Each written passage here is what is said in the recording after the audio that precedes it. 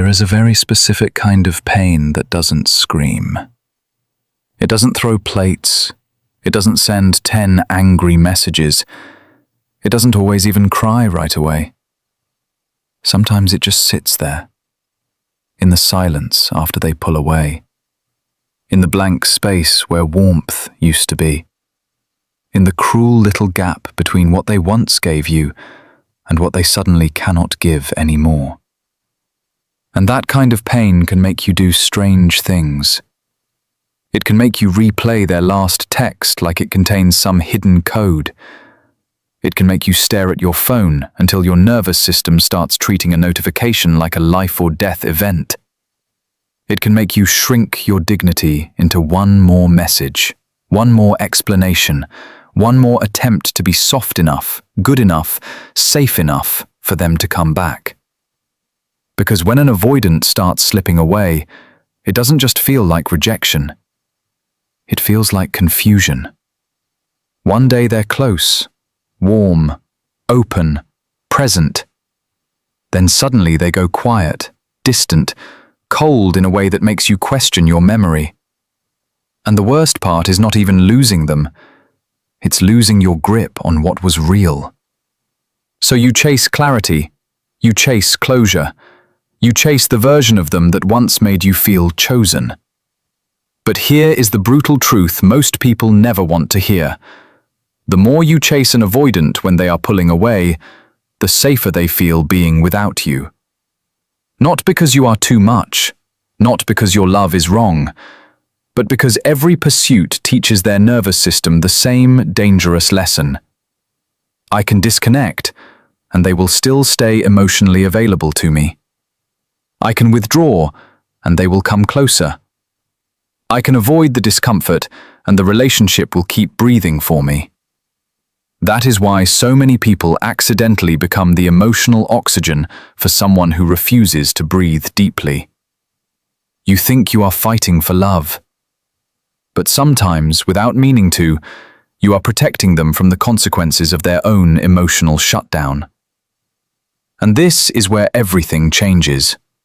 Because when you finally walk away from an avoidant, not dramatically, not manipulatively, not with one last speech designed to make them panic, but truly walk away, something happens inside their world that most people never get to see. Their world changes.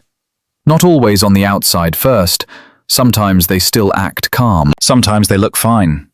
Sometimes they even seem relieved. But internally, something shifts. Because avoidant attachment is not the absence of feeling. It is the fear of feeling too much, too fast, too deeply, and not knowing how to survive it. That is what so many people misunderstand. They assume the avoidant didn't care because they detached. They assume distance means indifference. They assume silence means nothing is happening. But silence is often where everything is happening. Avoidant people are often carrying a nervous system that learned early on that closeness is risky, that dependence invites disappointment, that emotional needs are dangerous because they were ignored, shamed, or met inconsistently. So the brain adapts. It becomes efficient, protective, self-containing. When intimacy starts deepening, the amygdala, the part of the brain that detects threat, can begin reacting as if connection itself is a danger. Not because you are dangerous, but because vulnerability is. Their body can register closeness the way another person registers losing control. That is why they can want you and fear you at the same time. Why they can miss you and avoid you in the same breath. Why they can care deeply, then go emotionally numb. Their cortisol rises when emotional intensity increases. Their nervous system gets flooded. Their chest tightens. Their mind starts scanning for escape. Suddenly, your love, your need, your questions, even your tenderness can feel like pressure. And when that pressure builds, they do what their system has always trained them to do. They detach. They minimize. They delay. They disappear into logic, Work, space, distractions, routines, other people, anything that helps them reduce the heat of intimacy. It is not always conscious. That is what makes it so painful. Because to you, it looks personal. To them, it feels like survival. And still, this matters. Understanding that does not mean you are meant to stay and be wounded by it forever. Compassion is not self-abandonment. You can understand their fear without volunteering to be crushed by it. And this is where the one concept that changes everything enters the room. Silence. Not the silence of punishment, not the silence of games, the silence of withdrawal from dysfunction. The silence of no longer translating your worth through their ability to tolerate closeness. The silence of stepping back so completely that their system can no longer use your presence as a cushion against loss. That silence terrifies people who love avoidance, because it feels like surrender. But it is not surrender. It is exposure. When you stop over-explaining, stop reassuring, stop waiting in the doorway of their confusion, stop managing the emotional labor of a connection they keep dropping, their inner world loses its buffer. And now they have to meet something they have spent years outrunning. Your absence. That is when their world begins to change. At first, they may feel relief. Let's be honest about that. An avoidant who has felt emotionally crowded may initially experience distance as regulation. The immediate demand is gone. The perceived pressure drops. The body settles. They tell themselves this is proof they needed space, proof that ending it or pulling away was right. But then the second wave comes. And the second wave is quieter, stranger, more destabilizing. Because once the nervous system is no longer in active defense, the feelings they suppressed start leaking through. Now there is no message from you waiting, no warm check-in, no emotional bridge, no proof that you are still there. And what they thought they wanted, space, starts becoming something else. Emptiness.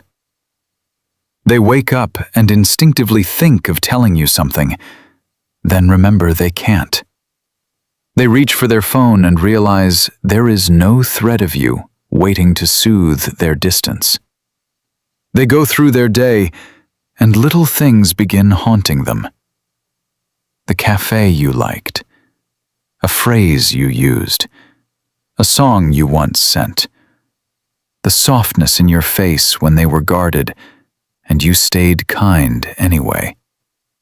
And because avoidant people often suppress emotion rather than process it in real time, absence can create delayed impact. That is why sometimes they do not feel the loss when you expect them to. They feel it when the noise dies down. They feel it when there is no one left to lean against, while pretending they need no one. They feel it when dopamine stops feeding them through novelty, distraction, independence, or control, and the deeper ache underneath finally starts breathing. This is the part no one sees. The overthinking, the checking, the sudden memory loops. What if I pushed too far? What if they were actually safe? What if I lost someone who really loved me?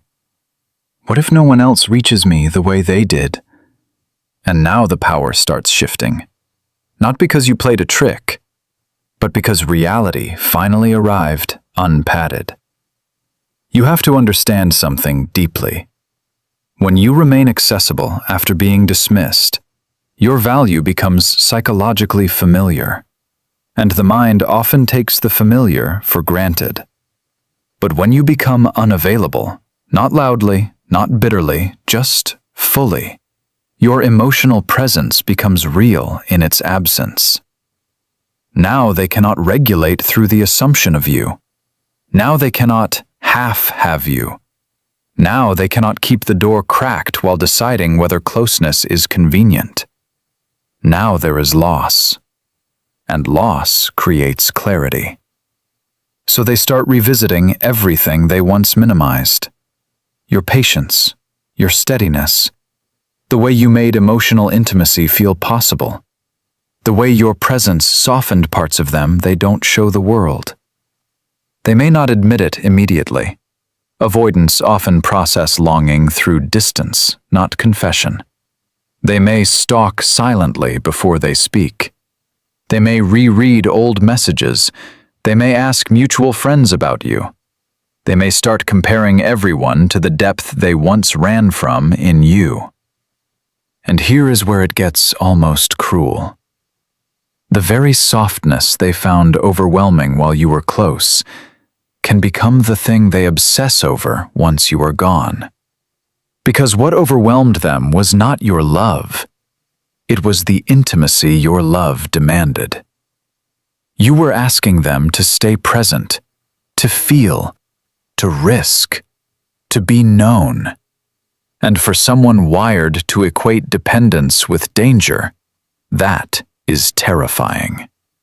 But once you walk away, the terror changes shape. Now the terror is not closeness. It is regret.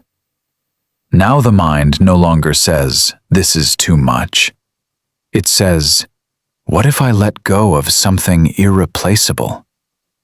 That is when they start chasing in the way avoidants often do. Subtly, indirectly, carefully.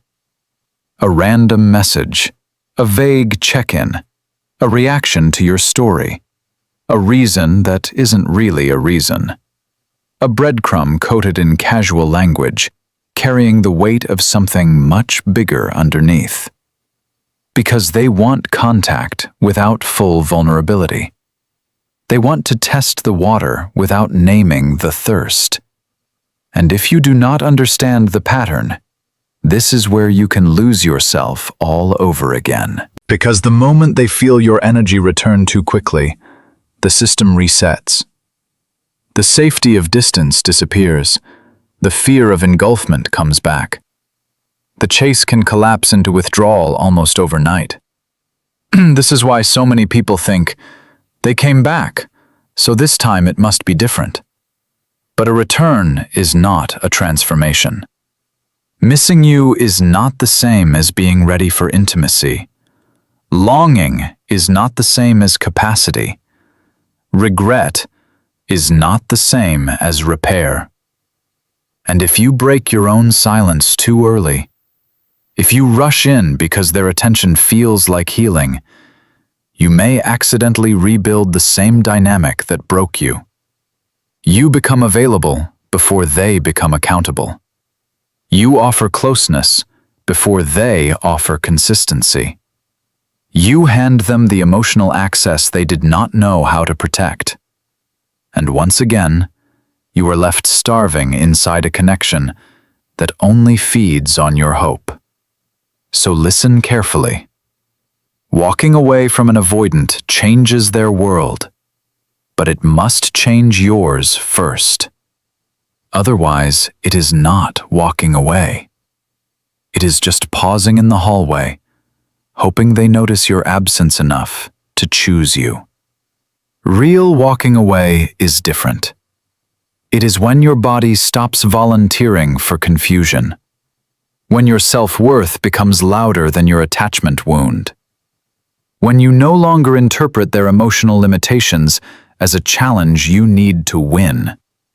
It is when you finally understand that chemistry is not safety. Intensity is not devotion. Potential is not partnership. And that last one hurts.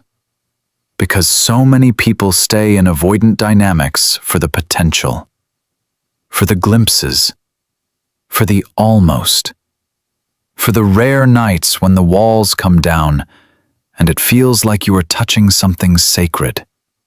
But breadcrumbs served in golden light are still breadcrumbs. You cannot build a life on intermittent warmth, and the nervous system knows it.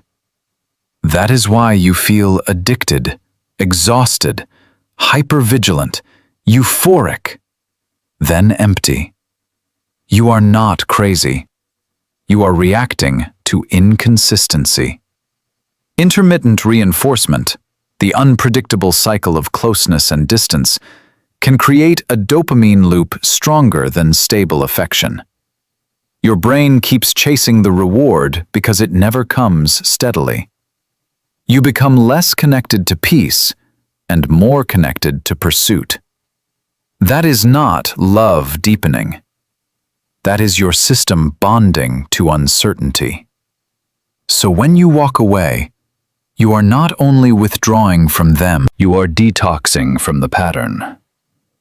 And that is why it hurts so much at first. Your body will want to reach, to explain, to check, to reopen. Not because it is right, but because the familiar ache is calling you back by name. This is the warning no one gives loudly enough. The pattern will try to seduce you in the voice of hope. It will say, maybe this time they understand. It will say, maybe if I'm calmer, less emotional, less needy, more detached, more patient, more perfect, they'll stay. It will say, they're finally missing me. Don't waste this. But if you have to abandon yourself to keep someone, you are not being chosen. You are being tolerated in pieces. And you were not built for that. You were not built to shrink your heart into something easier to digest. You were not built to carry both sides of intimacy alone. You were not built to be endlessly understanding towards someone who only becomes tender once they are losing access to you. Yes, their world changes when you walk away. They may feel your absence in ways they never expected. They may miss you more deeply than they showed. They may think about you in quiet rooms, in traffic, at night, in those moments when the protective shell softens and truth sneaks through. They may realize too late that what they called too much was actually the first real safety they had ever been offered. But your healing cannot depend on when their realization arrives. That is the final shift. You stop living as the audience for their awakening. You stop waiting to be validated by their delayed understanding. You stop needing them to confirm that you mattered. Because you know you mattered. You know it in the way you stayed honest, in the way you loved with depth, in the way your body tried to protect something meaningful, even while breaking. And now, for the first time, that love turns direction. Toward you. Toward the part of you that kept confusing endurance with loyalty. Toward the part of you that accepted emotional hunger because it was still warmer than being alone. Toward the part of you that thought being hard to forget was more important than being fully met. No more. Now your power is not in making them chase. It is not in becoming mysterious enough, detached enough, silent enough to trigger their fear of loss. Your power is in becoming unavailable for anything that costs you your center. That is real power. Quiet power. The kind that does not need revenge. The kind that does not need the final word. The kind that can be misunderstood and still remain whole. Because when self-worth enters the room, the old game dies. You no longer measure love by intensity, but by emotional safety. You no longer confuse being missed with being cherished. You no longer call instability passion just because it burns. You become someone different. Someone whose nervous system no longer romanticizes what it has to recover from. Someone who can feel longing without obeying it. Someone who can miss a person and still refuse the pattern. Someone who understands that being chosen inconsistently is still not being chosen. And that identity shift is what truly changes everything. Because maybe they do come back. Maybe they reach out. Maybe their world does crack open under the weight of losing you. But when they meet you again, they do not meet the same person who once waited in emotional suspension for them to decide. They meet someone steadier, clearer, less hypnotized by potential, less willing to translate silence into love. They meet someone who knows that real intimacy does not run every time it starts to matter. And if they cannot meet you there, if they still want access without accountability, closeness without courage, tenderness without consistency, then for the first time, their inability to stay will not feel like a verdict on your worth. It will feel like information. And information is freeing. So if you are standing in that silence now, aching, confused, trying not to reach for someone who keeps turning love into distance, hear this like a hand on your chest. Their withdrawal was never proof that you were unlovable. Their fear was never proof that you were too much. Their inconsistency was never a measure of your value. You do not have to keep auditioning for a role you already deserved. You do not have to perform emotional lightness to make someone less afraid of your depth. You do not have to bleed understanding while receiving fragments. Walk away. Not because it guarantees they will chase. Not because it will magically fix them. Not because losing you will certainly transform them into the person you needed. Walk away because every step back toward yourself rebuilds something their confusion kept eroding.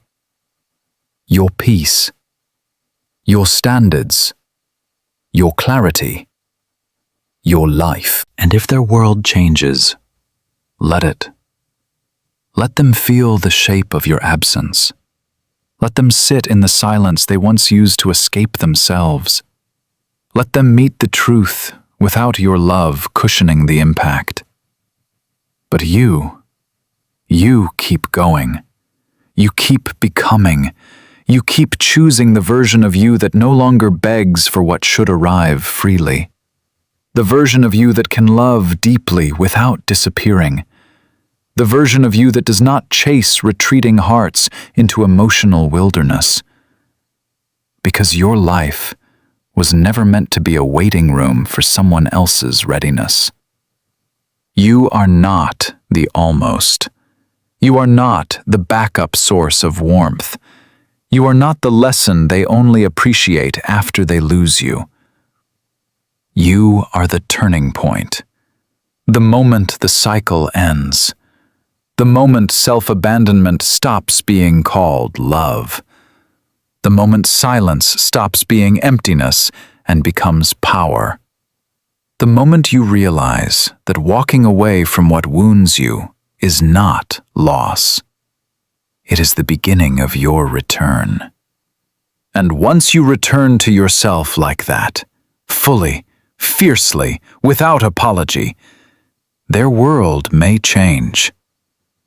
But yours becomes unrecognizable in the best possible way.